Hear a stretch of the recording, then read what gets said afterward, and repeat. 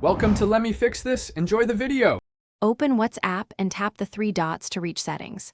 In Settings, tap Chats to open chat appearance options. Next, tap Wallpaper to view available wallpaper sources.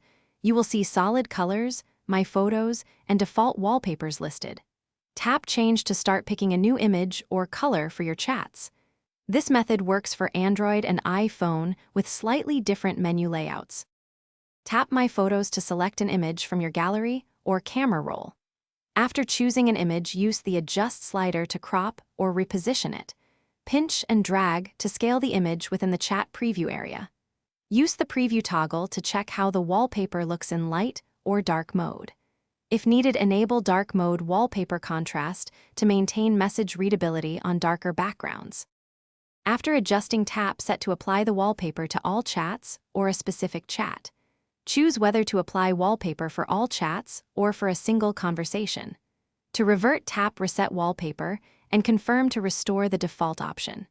You can always change or remove wallpapers later from Settings, then Chats, then Wallpaper. Regularly review wallpapers to ensure message contrast remains clear and text stays readable. Thanks for watching. If you found this helpful, don't forget to like and subscribe.